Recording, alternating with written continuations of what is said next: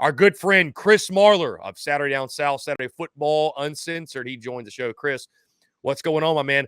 Don't blame me this week for the camera angles now. Why? Don't do that. What is happening? Yeah, I don't like it. it. So I'm actually going to fill you in, by the way, because a lot of people ask, why are the faces zoomed in? Yeah. When I crop the video, I crop it for like TikTok, Instagram Reels. So that's why, if anything, you want to give yourself a little bit more room, I would say. Hold on, I'm leaving and I'm going to come back. I don't like this at all. That's the feedback I'd give you. And he really did it. Okay, so Chris did it. All right. I guess he's going to fix the camera. I don't know. I'm not saying his camera looked bad. I was just telling him that is, so you want to give yourself the wide angle so it can be zoomed in, because I take about this much right here and use that for Reels, TikTok, whatever. So I know Chris is a guy, I feel like he comments every single time I post a video of him and saying like, why is the angle this? Why does it look like that? So I like to make sure he knows what's going on. Either way, we are going to at some point talk football with Chris Marler. I don't know when he's coming back, but should be in the next minute or two. Again, guys, good morning. Morning shenanigans. We're already off and running here on this Wednesday. Here we go. There he is. Okay, I respect it. I respect it, Chris. No, it's dude, it's better. It's good. No, it's good. You're good. You look great, man. You look great. You look great. Good to be here.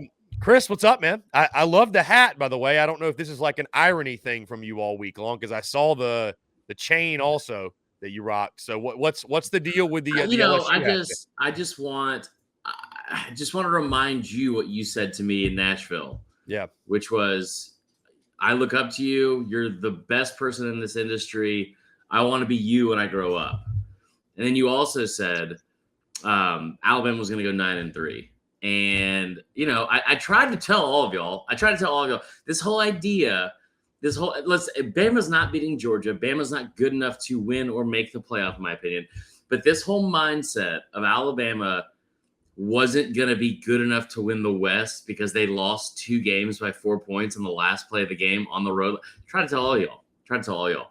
That being said, I also predicted them to lose like 7 games this year during the week in my previews, because I am so stricken with fear after that Texas and USF game that I don't know how to operate. So there's that. Well, I told you last week, the reverse jinx that you had, I've done it a million times. It was a beautiful thing that you did. And you are right. I said a lot of things over the summer. And, it's like, hey, I got a little silly, got some credentials, and was like, why not? We'll pick Bama 9-3. That makes a lot of sense. Let's go ahead and kick this off in style. But no, in all seriousness, man, that I'll tell you this.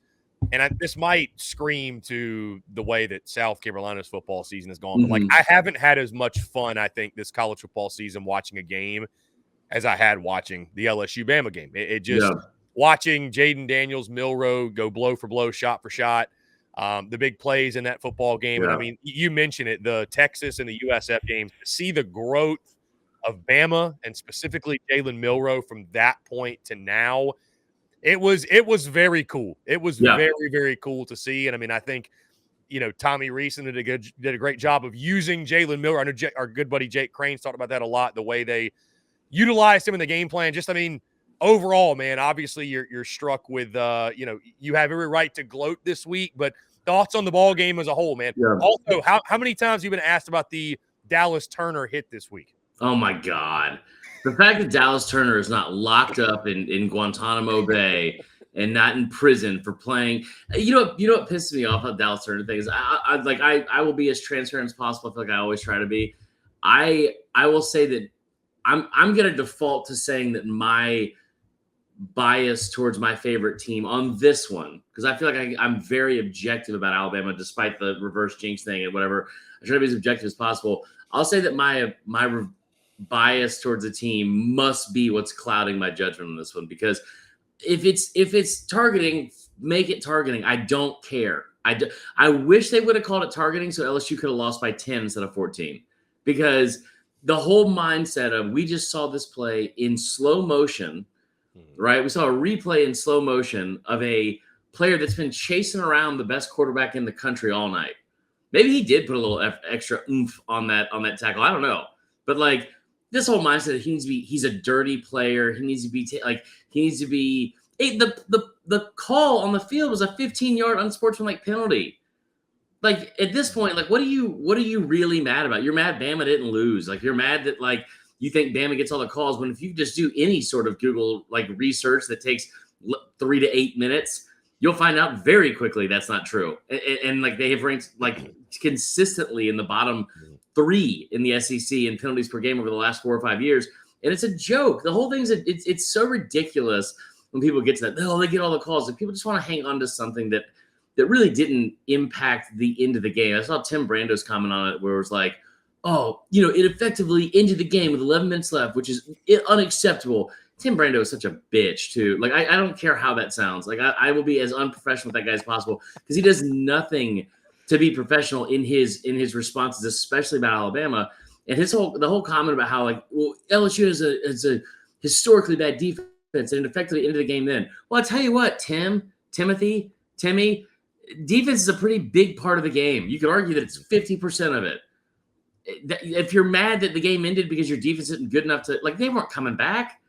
Anyway, the game itself I thought was great. I thought it was really fun to watch Jaden Daniels go back and forth. I still think he should be the front runner for the Heisman. He's incredible. Like, we talk about how much he glides when he runs. Like, I think in the preseason I called him the most athletic game manager in the country, and he glides all over the field. And all of a sudden you look up and you're like, oh, man, it's 3rd and 8. Please don't get a first down. And it's like not only did he get a first down, but he's somehow 40 yards down the field still running. And he was so impressive to watch. I thought their receivers didn't do a great job for most of the night. Like they probably could have helped him out a little bit more. But Jaden Daniels is good enough to have willed that team. Like they put him on his back, and I hate that he got injured late in that game. I don't think it would have made an impact because that was just one of those games where it was a little bit like an old Pac-12 game. It's like whoever flinches first, whoever has to punt first. LSU's punted 15 times all year. They punted twice in that game. Whoever makes the first costly turnover, and that's effectively what ended up happening. And for what it's worth, Chris, I did not think it was a dirty hit by Dallas Turner. It was a football play. It was a violent football play. But to your point, I mean, a penalty was called on the play, which 10 years ago, we're celebrating that as just a normal sack, and it's not a big deal. I mean, I get player safety, but to your point, I agree with everything you're saying. Moving to this week, Bama, Kentucky. Is there any shot Bama's on any sort of upset alert after a big win over LSU? Kentucky been really underwhelming this year. Noon kickoff. I mean, this game maybe over the summer had some luster, but I mean, do you view it in that same way at all, or do you think Bama should just roll in this one? So I'll preface it by saying that like the 10.5 points from Vegas scares me. That's surprising. Kentucky is coming into this game very underwhelming. I'm very much a proponent of the whole thing that like I'm tired of us talking about Kentucky like the feel good story of the year, so we need to like give them more credit than they deserve. At the same time, like I mean, you look at some of the years past, like this is not. I'm not comparing anyone on this team to Johnny Manziel, but this is how Bama lost to Johnny Manziel. Like you have a very emotional win over a rival against LSU, and then you come out the next week flat and you go down 20-0 in the first quarter, and that's how you lose to Texas A&M in 2012. There's a path for it. I think the thing that if you're Kentucky, Devin Leary has to have a Steven Garcia game for one. Like he has to come out and I know they're opening up the tailgate parking lot, stuff like that an hour early. So maybe he goes full Steven Garcia and goes out to the tailgates a little bit early, gets a little buzz going and goes 17 of 20 for 220 yards. You can tell I'm over it, even though it happened 14 years ago. And I don't know the stats off the top of my head. Love Steven. But no, I mean, I think that like is something that there's a path for it. Maybe I think if you're Kentucky, what you have to count on is because even if they get up like early, we've seen Bama make second half adjustments all year. So you would need to win this game. The path would be multiple turnovers in the second half for Bama, maybe resulting in a touchdown, and like the onslaught of bad things happening in the second 30 minutes of that game. Chris, a win is a win is a win. South Carolina fans will tell you that after the JSU game. Now Vandy comes to town. Gamecocks looking for their 15th straight win over the Commodores, which is a streak that's almost kind of hard to believe. I know that sounds crazy, but as bad as South Carolina's been some years, as good as Vandy's been, James Franklin years, and South Carolina somehow, some way has not dropped a game to Vandy in all that time. Do they make it 15 in a row? Do you see any issue in this game for the Gamecocks? the fact that you don't see it as being 15 in a row, and the fact that you don't want to sit there and celebrate, and you want to sit there and tell us that we're stupid for trying to celebrate 15 years in a row over Vandy, that's exactly why you're not on the team. That's exactly why you're not in that locker room. That's exactly why you're not on the roster. Has nothing to do with me projecting all of my insecurities about this job onto the fan base, onto the media. Nothing about that at all. And I'll tell you another thing. That is the reason why you're not on the team. It has nothing to do with the fact that I'm 37 years old and out of eligibility. That's not why I'm not on the team. The fuck is he doing? Like, what is he talking about? I didn't want to start with that, Chris, because I'm like, maybe I'm not making too much of it, but I'm like, I like to talk ball. But to your point, man, it's like I remember I posted the clip after the game against JSU, those comments, the miserable existence comments, and somebody replied and said, bro, nobody cares except you. And like 2 days later, that post has like 300,000 views. And I'm like, they're saying it to you? Yes. I'm like, somebody cares. Somebody cares. So I just, to your point, Marler, it is a week in, week out thing at this point. Like it is so crazy to me. Whatever fan, and I'm not saying this to be rude to you because I love you to death.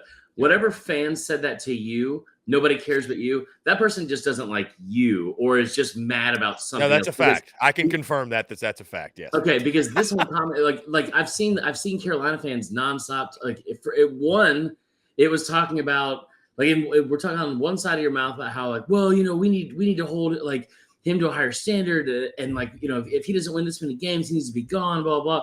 And then next week it's like, well, no, we've got a 10-point win against Jack State, even though Jack State was driving down the field to tie or win that game, and you got a pick six. Okay, like and to be clear, a lot of people care about it because that would have been the icing on the cake on an embarrassing season. I do think that y'all beat Vandy this week. Another line that surprised me, I think it's down to 13.5, which I don't know where I would take or who I would take with that. Spencer Rattler's been so much better at home versus on the road. But I do think this is a situation where it's like, you got to win against Jack State, bury it, move on, 24-hour rule, whatever. Now go beat Vandy, get a conference win, and kind of inch closer to possibly getting bowl eligible, right? Like, I mean, like you were 2-6 last week, you're 3-6 right now, right? Mm-hmm. So you should be 4-6, and Clemson's beatable. Like you can get Clemson. So do what you did last year to a lesser degree, and like figure out a way. Just figure out a way to end this season with a bowl game. I don't care if you had to celebrate Christmas in Shreveport. There's worse things that could happen. You could live in North Korea. I don't know. So like go to North Korea actually sounds better than Shreveport, to be honest. But yeah, I mean, like, just get to bowl eligibility. That's what I would say. And Chris, not looking too far ahead, but to your point, man, I mean, Derude is going to be in town for the Kentucky game and night game. I mean, yeah, might as well chalk that up as a W now, right? I mean, why not? Derude? I thought it was Derude. Derude, I don't know. I have no idea. Why did you add an AY to it? I don't know. I got a little zesty with it. I have no idea. Love it. Chris, Tennessee, Mizzou, and Como, do you have a fancy stat that will tell me why Tennessee -1 is the play, or you going the other way? I don't have a fancy stat on this one. I will tell you, I would love to like the Bama person. I mean, would love Tennessee to win this game because it would help Bama strength the schedule. The fan in me wants Mizzou to win this game, and it would be so great after what we watched last week for 60 minutes of Mizzou fighting against Georgia. Really, for like 50 of those minutes, like with a very good chance to win that game. And I never thought I would sit there and look at Mizzou down 27-21 with the ball thinking like, okay, go get a score. Go get a score and see if you can put this back in their court, because like Georgia looked, like they looked beatable during that game. And I think a lot of that credit needs to go to Mizzou. And it was fun for me to watch as a guy that's like, kind of like banged the drum for Mizzou for a while. I think was it here that I compared him to Creed and yes, and Nickelback. And so like yes. I think that there's I would love to see them go get a win against Tennessee. The line scares me because I think it opened in favor of Mizzou by 3, and now it's like already Tennessee -1. How do you get up off the mat? Like, how do you get back up off the mat? And your Tennessee, here's the thing that we have all come to realize about Tennessee, and I think Tennessee realizes about itself. Joe Milton's not going to beat you for 60 minutes. Mm-hmm. So you better get us some stops in the run game, and you better be able to emotionally get back up. You got a really cool opportunity if you're Mizzou, man. You got 3:30 CBS coming into Como, like that's huge. That's huge. You're on national TV.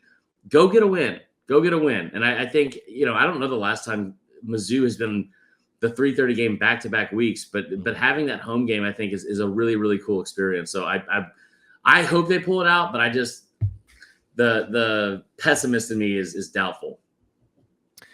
Chris to Athens, Georgia, Ole Miss, College game day going to be there. 7:00 kick at Sanford. Can Lane Kiffin give the Dogs enough headaches to maybe pull the upset?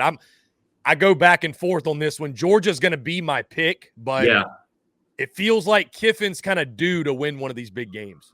That's a good way to put it, man. He is. They have had some tremendous wins over the past 2 seasons, really 3 seasons if you think about it.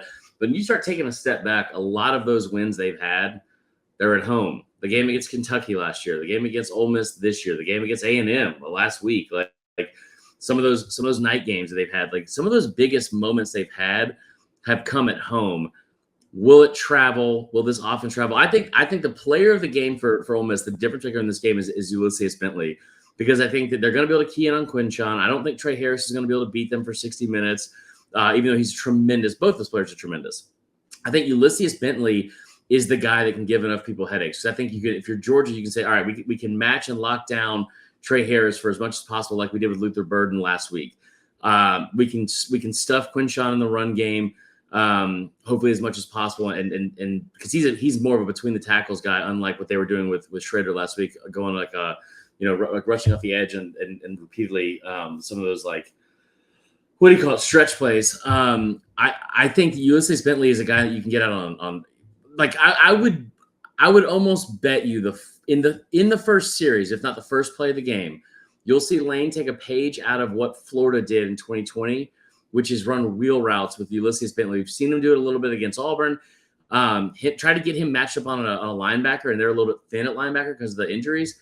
But here's the thing, man. Lane Kiffin, since he's been a head coach, is 4-23 against teams that finish in the top 25. That is concerning. That is concerning to me. So I don't know if you go on the road at night in Athens. Have you ever been to Athens at night? It is not for the faint at heart or the faint. I've been there one time, Chris. It was 2007 when Steve Spurgeon and the Gamecocks went in there and won, believe it or not. I was there for that. Yeah. I was so drunk walking into that stadium. It was a 5:30 start. It was a 5:30 start, and I was so drunk walking to the stadium. I remember reaching in my pocket to give my ticket to the person at the attendant, and I pulled out a handful of pretzels. I had no fucking clue what was going on in my life at that time, but it was a tough scene for sure. Who knew? You and I may have been within arm's reach of each other on that game. We didn't even know it.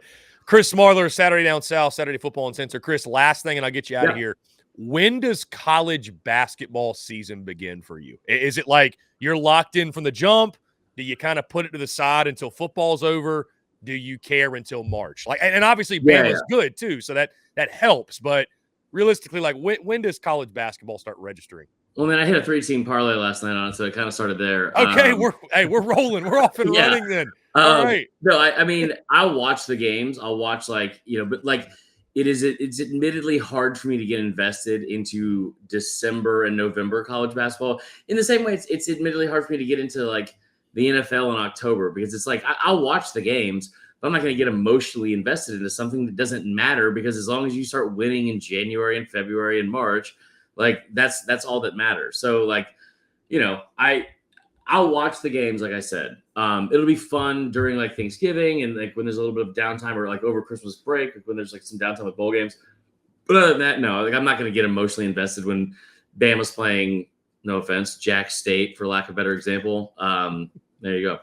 Not going to get emotionally invested unless there's a 3-team parlay to be won. So I have done pretty well so far. I'll say that.